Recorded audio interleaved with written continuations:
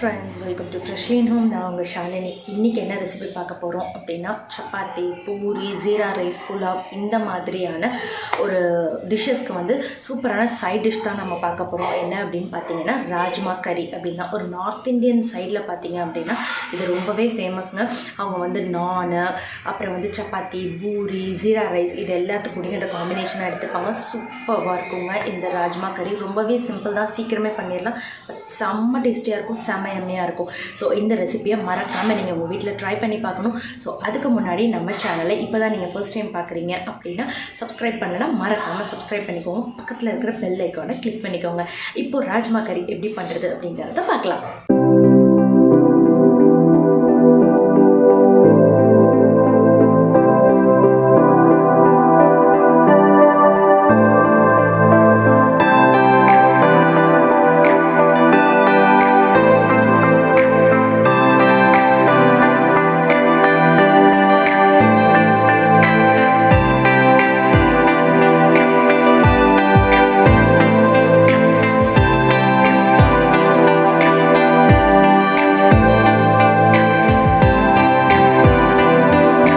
இப்போ ராஜ்மா மசாலா பண்ணுறதுக்கு ஒரு கடாய் எடுத்தேன். அதில் ஒரு 2லேருந்து ஒரு 3 டேபிள் ஸ்பூன் எண்ணெய் விட்டுக்கிறேன். இப்போது எண்ணெய் நல்லா ஹீட் ஆனதும் அதில் ஒரு 1.5 ஸ்பூன் சீரகம் போட்டுக்கோங்க. சீரகம் கொஞ்சம் நல்லா பொரியட்டும்.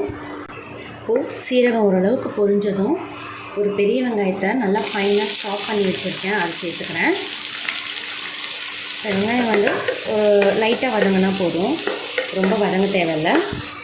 இப்போ வெங்காயம் ஓரளவுக்கு வதங்கினதும் நம்ம இதில் ஒரு டீஸ்பூன் இஞ்சி பூண்டு பேஸ்ட்டு சேர்த்துக்கலாம். ரொம்ப வேண்டாம், 1 டீஸ்பூன் போட்டு இது பச்சை வாசனை போகிற வரைக்கும் மட்டும் வதக்கிக்கலாம். இப்போது இது பச்சை வாசனை போயிடுச்சு. இப்போ இதில் நம்ம மசாலா பொடி எல்லாமே சேர்த்துக்கலாம். ஒரு 1/2 ஸ்பூன் மஞ்சத்தூள், அதுக்கப்புறம் ஒரு 1/2 ஸ்பூன் மிளகாத்தூள்,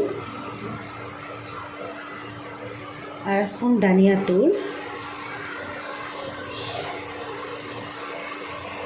கொஞ்சமாக கரம் மசாலா, அப்புறம் கலருக்காக நான் வந்து கொஞ்சோண்டு காஷ்மீரி ரெட் சில்லி எடுத்திருக்கேன். இது வந்து கலருக்காக தான், காரம் இருக்காது. இப்போது இது வந்து பச்சை வாசனை போகிற வரைக்கும் வதக்கிக்கலாம். ஒரு 2 மினிட்ஸ் தானே, லைட்டாக வதக்குனீங்கனாலே ஒரு பச்சை வாசனை போயிடும். ஸோ இப்போ பச்சை வாசனை போனதும் இதில் நான் ஒரு 2 பெரிய சைஸ் தக்காளியை ஜூஸாக அடித்து எடுத்து வச்சுருக்கேன், அதை இதில் சேர்த்துக்கிறேன். சேர்த்துட்டு நல்லா கலந்து விட்டுருங்க. இப்போ இதில் கொஞ்சமாக தண்ணி விட்டு இதோட பச்சை வாசனை, இந்த தக்காளி இதெல்லாம் இருக்கு இல்லையா, இதோட பச்சை வாசனை போகிற வரைக்கும் நம்ம வெயிட் பண்ணிக்கலாம். இப்போது நம்ம கொஞ்சம் தண்ணி ஊற்றிடணும்ல, இது பாருங்கள் நல்லா கொதிக்க ஆரம்பிச்சிருக்கு. இப்போது இந்த ஸ்டேஜில் நான் வந்து வேக வச்ச ராஜ்மாவை, தெரியுதுங்களா? ஸோ இந்த வேக வச்ச ராஜ்மாவை நான் தண்ணியோடு வந்து இதில் சேர்த்துக்கிறேன். நான் உங்களுக்கு ஒரு சின்ன டிப்ஸ் சொல்கிறேன். இப்போ வந்து நம்ம நைட்டுக்கு இது செய்ய போகிறோம் அப்படின்னா ராஜ்மாவை சம்டைம்ஸ் நம்ம ஊற வைக்க மறந்துருப்போம்ல. அப்போ நீங்கள் என்ன பண்ணணும் அப்படின்னா நல்லா ஒரு 2 கப்பு தண்ணியை நல்லா கொதிக்க வச்சு ஹாட் பாக்ஸில் ஊற்றி அதில் நம்ம வந்து இந்த ராஜ்மாவை போட்டு ஹாட் பாக்ஸை நல்லா க்ளோஸ் பண்ணி வச்சுருங்க. நல்லா ஒரு 1 மணி நேரம் அப்படியே ஹாட் பாக்ஸை ஓப்பன் பண்ணாமல் வச்சுருந்தீங்கன்னா சூப்பராக ஊறிடும். இது ராஜ்மா மட்டும் கிடையாது, சுண்டலுக்கு, பச்சைப்பயிருக்கு, எதெல்லாம் நம்ம வந்து ஓவர் நைட் சோக் பண்ணி வச்சு நம்ம வந்து அதெல்லாம் யூஸ் பண்ணுவோமோ அதெல்லாம் இந்த மாதிரி சட்டுன்னு நம்ம வந்து சோக் பண்ணிக்கலாம். கண்டிப்பாக இதை ட்ரை பண்ணி பாருங்கள், உங்களுக்கு ரொம்பவே யூஸ்ஃபுல்லாக இருக்கும். ஸோ இப்போ நம்ம ராஜ்மாவை சேர்த்துட்டோம் இல்லையா, இதில் வந்து ஒரு லிட் போட்டு ஒரு 2 நிமிஷம் இதை நம்ம கொதிக்க வைப்போம். ஒரு 2 மினிட்ஸ் ஆகிடுச்சு, நல்லா கொதிக்க ஆரம்பிச்சிருக்கு பார்த்தீங்களா. இப்போது ஃபைனலாக நம்ம இதில் உப்பு சேர்த்துக்கலாம். சேர்த்துட்டு இன்னொரு தடவை நல்லா கலந்து விட்டுட்டு நல்லா உங்களுக்கு வந்து எந்த பதத்தில் வேணுமோ, திக்கான கன்சிஸ்டன்சியில் வேணும் இல்லையா, ஸோ அது வரைக்கும் நல்லா கொதிக்க விட்டுக்கலாம் இதை.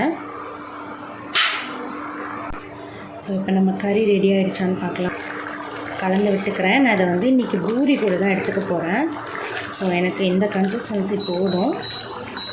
ஸோ நான் ஃப்ளேமை கொஞ்சமாக லோ பண்ணிவிட்டு இதில் ஃபைனலாக 2 ஸ்டேஜ் இருக்குது. என்ன அப்படின்னா கொஞ்சமாக கஸ்தூரி மேத்தி நமக்கு தெரியும் இல்லையா, வெந்தய இலைகள் இருக்கும்ல காஞ்சது, அதை கொஞ்சம் எடுத்து அப்படியே இதில் நான் வந்து இப்படி க்ரஷ் பண்ணி சேர்த்துக்கிட்டேன். அதுக்கப்புறமா என்ன ஒரு நார்த் இண்டியன் டிஷ் செஞ்சாலும் கிரேவி ஐட்டம் செய்கிறீங்க இல்லையா, அதில் கண்டிப்பாக நீங்கள் வந்து பட்டர் சேர்த்துக்கணும். ஏன்னா அதாங்க ஹைலைட்டே. ஸோ நான் இதில் ஃபைனலாக உங்களுக்கு வந்து பட்டர் சேர்த்துக்கிறேன். ஸோ பட்டர் போட்டுட்டு ஃப்ளேமை ஃபுல்லாக சிம் பண்ணிவிட்டு ஒரு 2 நிமிஷம் மட்டும் வச்சுக்கலாம். அப்படியே க்ளோஸ் பண்ணிடுங்க, ஒரு 2 நிமிஷம் இருக்கும். ஸோ இப்போ 2 மினிட்ஸ் ஆகிடுச்சு, நம்ம ஓப்பன் பண்ணிக்கலாம். வாவ், செம்ம வாசமாக இருக்குங்க. உங்களுக்கு தெரியுதா இந்த கறி? நம்மளுடைய சூப்பர்வான ராஜ்மா மசாலா ரெடி. இங்கே பாருங்களேன், கரெக்டான கன்சிஸ்டன்சியில் இருக்குது. ஏன்னா இதுதான் வந்து நல்லாயிருக்கும் சப்பாத்தி பூரிக்கு. ஸோ சூப்பரான ராஜ்மா மசாலா ரெடி. டொட்டடாய் ரெடி ஆகிடுச்சு சூப்பரான ராஜ்மா கறி.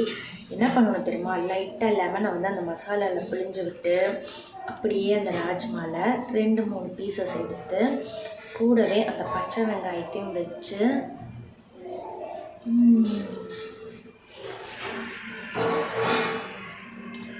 எல்லோரும் என்ன திட்டுறீங்க தானே,